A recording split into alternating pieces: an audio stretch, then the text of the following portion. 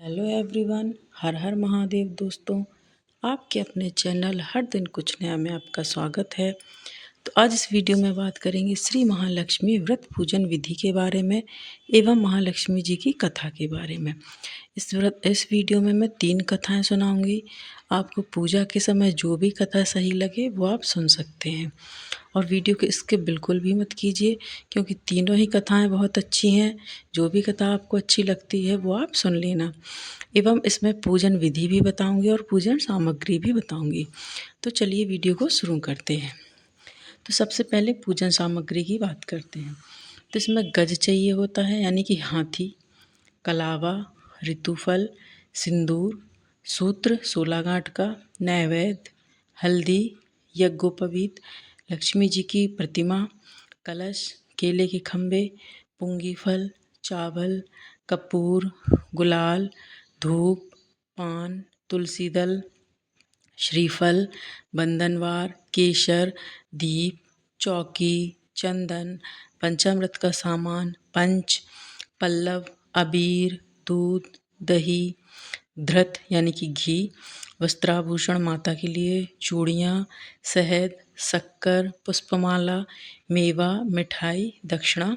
जो भी इन सब में से जो भी सामान आपके पास हो वो आप रख लीजिए पूजा में। हो सकता है कुछ सामान ना हो और हो सकता है आपके पास सब कुछ हो, तो ये सब सामान आपको पूजा के लिए ज़रूरी है। ठीक है। अब है पूजन विधि। इस व्रत के विषय में भविष्योत्तर पुराण में लिखा हुआ है कि यह माया, प्रकृति और शक्ति आदि नामों से तीनों लोकों में जो महालक्ष्मी देवी हैं उनको प्रसन्न करने का यह महान व्रत है। इस व्रत को भादों के शुक्ल पक्ष की अष्टमी से अश्विन कृष्ण पक्ष की अष्टमी तक किया जाता है। व्रत प्रारंभ करने के दिन 16 बार कुल्ला कर स्नान आदि से पवित्र हों तथा स्वच्छ वस्त्र धारण करें। तत्पश्चात कलावे का सूत्र लेकर उसमें 16 गांठ लगाएं तथा उसे चमेली के पुष्पों, धूप आदि सुगंधित पदार्थों के मध्य रखें। सूत्र की 16 गांठ को महालक्ष्मी नमः मंत्र से अभिमंत्रित करें। मतलब जब भी हम सूत्र में गांठ लगाएं, जैसे एक गांठ लगाई तो महालक्ष्मी मंत्र के नाम से उसको अभिमंत्रित करते जाना। हर एक गांठ में महालक्ष्मी नमः बोलते जाना है और अपनी कामना की पूर्ति की प्रार्थना महालक्ष्मी से करते जाना है। और उस हाथ कलावे को अपने हाथ में बांध लेना है। पूजा के बाद स्त्री को बाएं हाथ में तथा पुरुष को दाहिने हाथ में सूत्र को बांधना है। इसके पश्चात अपने हाथ में जल लेकर इस व्रत को करने का संकल्प करें तथा महालक्ष्मी देवी का ध्यान करते हुए प्रार्थना करें कि हे माँ, मैं आपकी सेवा में भक्तिपूर्वक तत्पर रहकर इस महाव्रत का पालन कर सकूं तथा उसे निर्विघ्न पूर्ण कर सकूं। ऐसी शक्ति और धीरता मुझे प्रदान कीजिए। फिर धूप के पौधे जल में भिगो भिगो कर अपने सिर, हाथ, पाँव का मार्जन करें तथा धूप और अक्षत हाथ में रखकर कथा सुने या पढ़ें। इस प्रकार 15 दिन नित्य रोज धूप तथा अक्षत हाथ में लेकर कथा सुनते रहें। 16वें दिन अश्विनवती अष्टमी को सायंकाल स्नान कर सफ़ेद वस्त्र पहने और अत्यंत सुंदर मंडप बनाकर श्री लक्ष्मी जी की सुंदर मूर्ति अष्टदल श्वेत कमल पर दोनों ओर हाथी की मूर्तियों सहित पधारें। पंचामृत से मूर्ति को स्नान कराएं। इस प्रकार षोडशोपचार द्वारा पूजन करें या किसी विद्वान पंडित से कराएं। महालक्ष्मी देवी का आवाहन करें, ध्यान एवं स्तुति करें। व्रती ब्राह्मण ब्राह्मणियों को भोजन कराएं, उन्हें यथाशक्ति दान दक्षिणा देवें। पूजन में हवन, चालीसा पाठ आदि भी की जाती है। उद्यापन करते समय इस सब के अतिरिक्त खाने की वस्तुएं नए सूप में 16-16 की संख्या में रखते हैं तथा दूसरे सूप से ढककर महालक्ष्मी जी को अर्पण करते हैं और 16 ब्राह्मणियों को भोजन कराकर दान दक्षिणा देकर विदा करते हैं और तत्पश्चात स्वयं भोजन करते हैं। तो ये पूजा की विधि है। अब मैं पूजा की महालक्ष्मी जी की व्रत कथा सुनाती हूँ। तो चलिए व्रत कथा जो है हम शुरू करते हैं। एक समय धर्मराज युधिष्ठिर ने श्री कृष्ण भगवान को प्रसन्नचित्त देखकर कहा, हे त्रिलोकीनाथ, समस्त ऐश्वर्यों के स्वामी, आप कृपा कर कोई ऐसा व्रत बतलाइए जो सब व्रतों में श्रेष्ठ एवं ऐश्वर्य सुख देने वाला हो। व्रत को करके मनुष्य नाना प्रकार के सुख, स्त्री, पुत्र, आयु, महल, हाथी, घोड़ा आदि का फल भोग सके। श्री कृष्ण बोले, हे राजन, सुनो। सतयुग में जब वृत्रासुर आदि असुरों ने स्वर्गलोक पर अपना अधिकार कर लिया था, तब दुखी हो इंद्र ने ऐसा ही प्रश्न देवर्षि नारद जी से पूछा था। यह सुन नारद जी बोले, हे देवराज इंद्र, मैं तुमको एक ऐसा उपाय बताता हूँ जो सर्वमंगलकारी है। इस विषय में एक वृतांत सुनो। प्राचीन काल में एक बहुत सुंदर अपूर्व नगर था। वहाँ की भूमि बड़ी रमणीक थी। तरह तरह के रत्नों से विभूषित भूमि एवं पर्वत थे। यहाँ सुंदर चंचल नेत्रों वाली स्त्रियों के वाण रूपी कटाक्ष से कामदेव तीनों लोकों को वश में करता था। उस नगर में चारों पदार्थ धर्म, अर्थ, काम और मोक्ष थे। उसकी विचित्र रचना देखकर विश्वकर्मा भी लज्जित होते थे। उस नगर में मंगलसेन नाम का एक राजा राज्य करता था। उसकी चिल्ल देवी और चोल देवी नाम की दो रानियां थीं। एक दिन राजा अपनी प्रिय रानी चोल देवी के साथ अपने महल की छत पर बैठा बैठा था।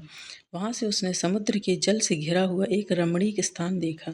उसे देख राजा प्रेमातुर हो अपनी प्रिय रानी चोल देवी से बोला, हे सुमुखे, देखो यहाँ पर तुम्हारी प्रसन्नता के लिए नंदनवन को लज्जित करने वाला एक सुंदर बाग लगवाऊंगा।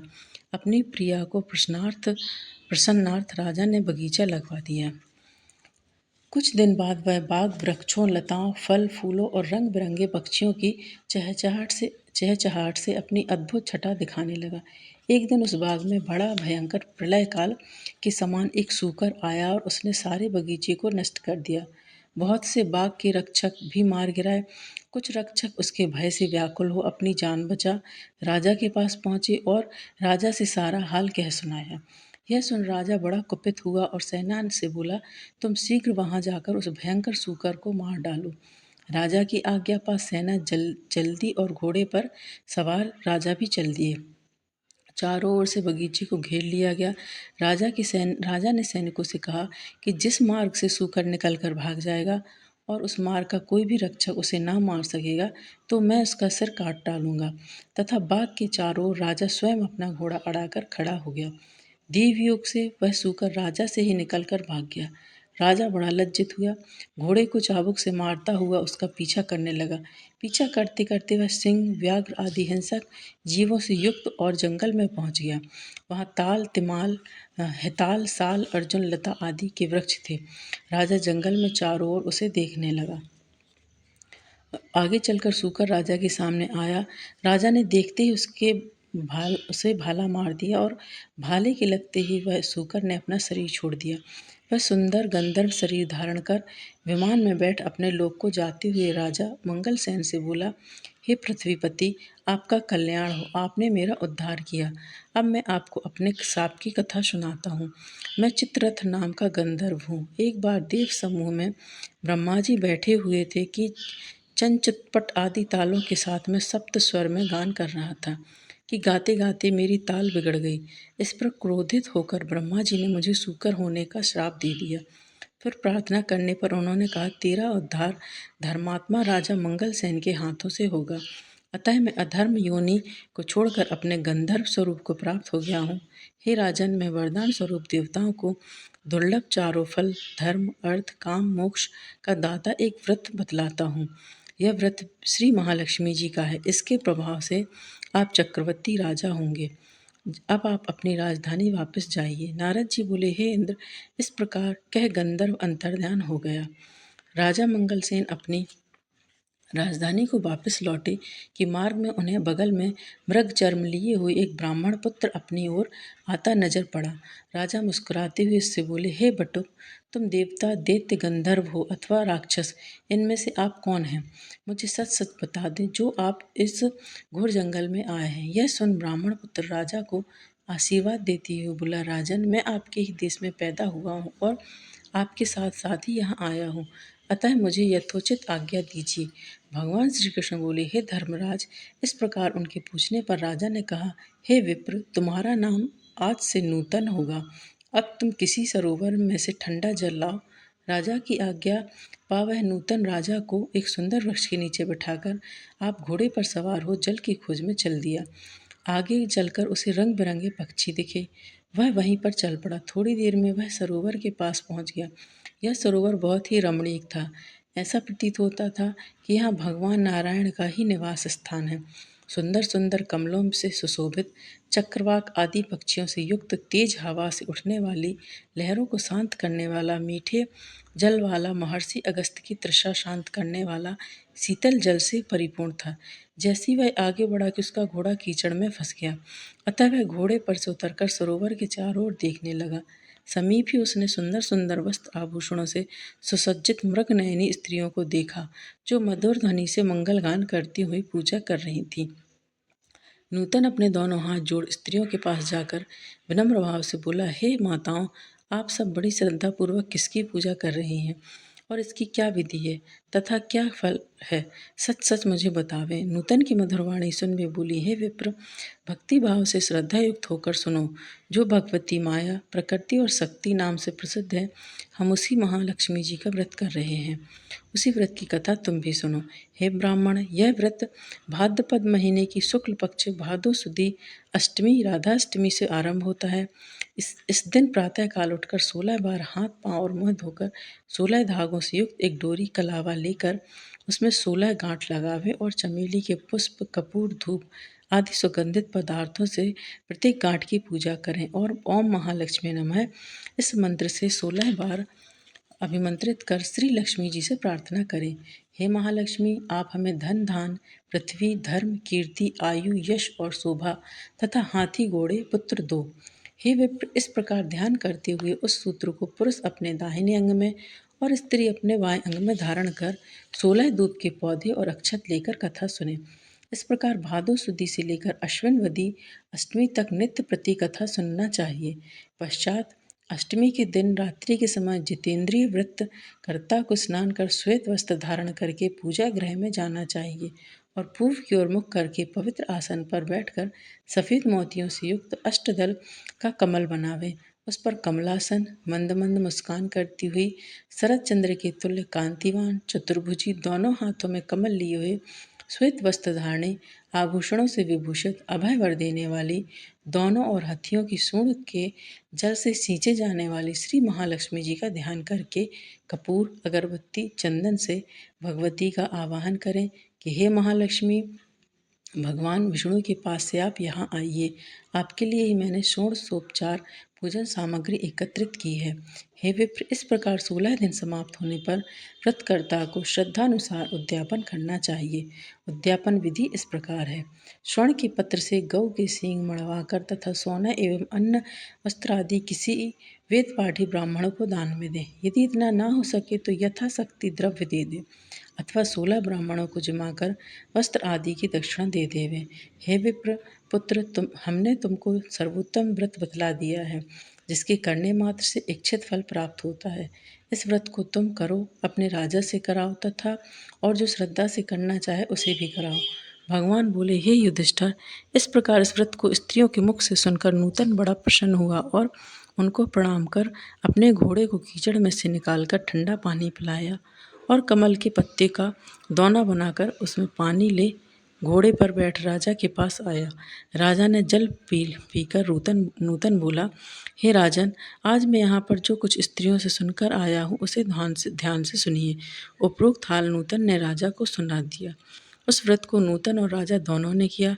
तदुपरांत राजा ब्राह्मण को साथ ले घोड़े पर सवार हो अपने नगर को चल दिया। राजा का आना सुनकर सब नगरवासी बड़े प्रसन्न हुए और भेंट आदि वस्तु लेकर बाजे के साथ राजा की अगवानी करने चल दिए। चारों ओर घंटा और घड़ियालों के शब्द होने लगे।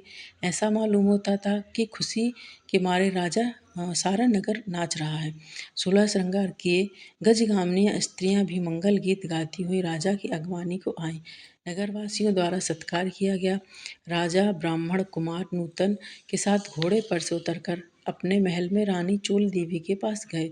रानी चोल देवी राजा के हाथ में सूत्र बंधा देख क्रोधित हुई, परंतु क्रोध को छुपाकर विचार करने लगे कि राजा शिकार के बहाने किसी अन्य स्त्री से प्रेम लाभ करने लगा है।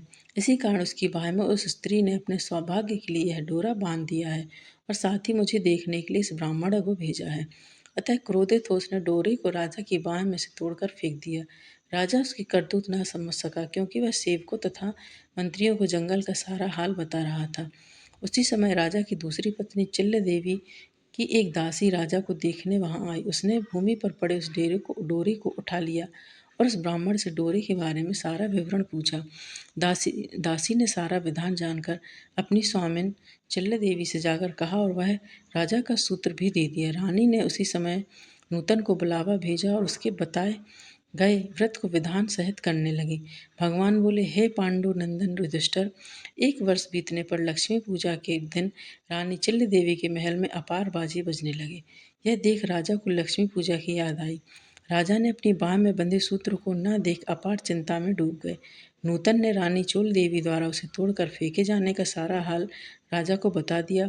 यह सुन राजा क्रोधित हो रानी चोल देवी से बोले, हे अरे दुर्बुद्धि, अब मैं तेरे महल में लक्ष्मी पूजन न करके चिल्ल देवी के महल में लक्ष्मी पूजन करूंगा।